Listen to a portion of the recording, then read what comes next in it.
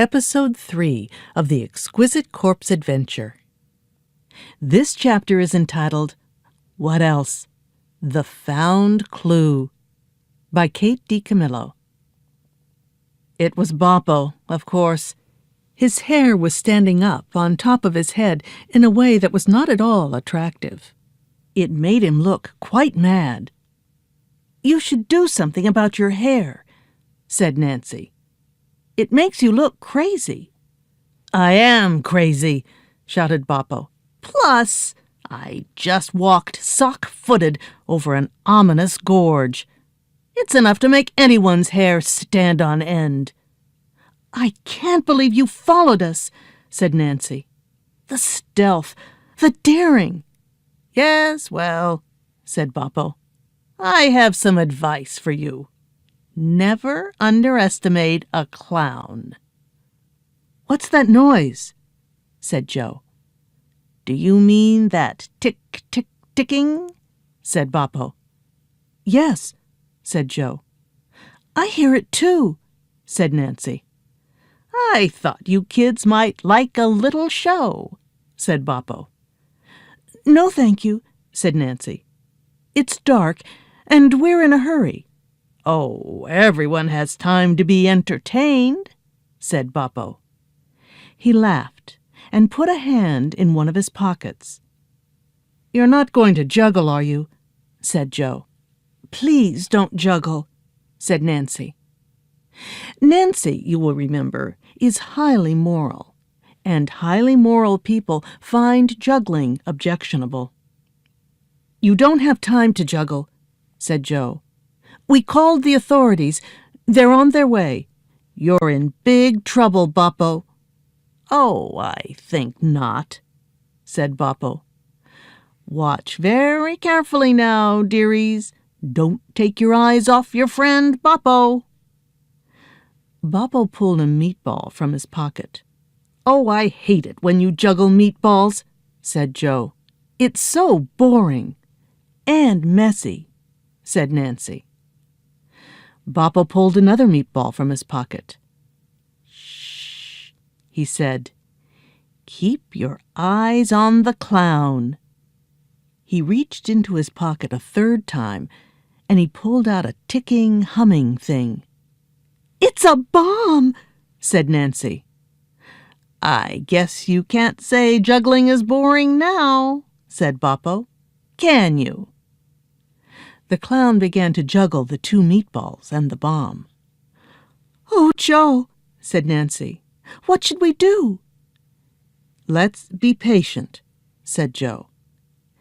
"Patient?" said Nancy. "Patient? What if while we're being patient, the bomb goes off?" "Shh," said Joe. "It will happen. You know it will. It always does." "But it's a bomb," said Nancy. "Just be ready to use your cat-like reflexes," said Joe. Boppo juggled. Boppo laughed. The meatballs and the bomb flew through the air faster and faster. Meatball, meatball, bomb. Meatball, meatball, bomb. The twins braced themselves. And then it happened, just as it always did. Boppo fell asleep, mid-juggle. He simply dropped to the ground in a deep and profound and peaceful slumber. A meatball fell on top of him, and then another.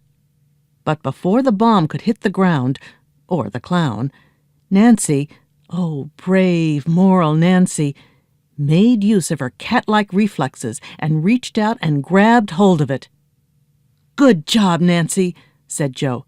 "Toss it here." Nancy threw Joe the bomb. Joe turned and threw it off into the darkness. "Teamwork," said Joe. There was a thump, a wham, and then there was total silence. Boppo whimpered and then began to snore.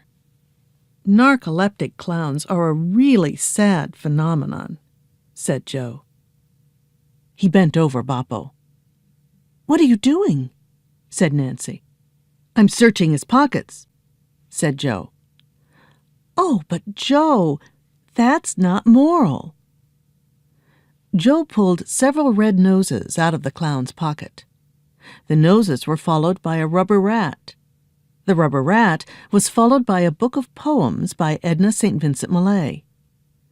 "Clown pockets kind of give me the creeps," said Joe. And then he said, "Wait a minute. Here it is. Our clue, Nancy. Here's our destiny. The card." He stood. He held it over his head. "Lovely," said a voice.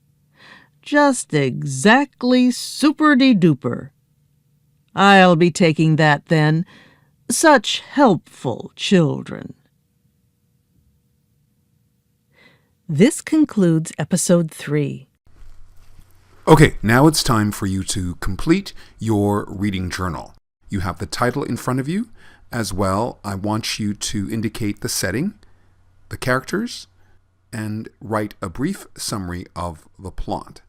I also want you to create a picture that would summarize the content of Chapter 3. So in addition to your reading journal, you're going to create a picture that summarizes the content of Chapter 3.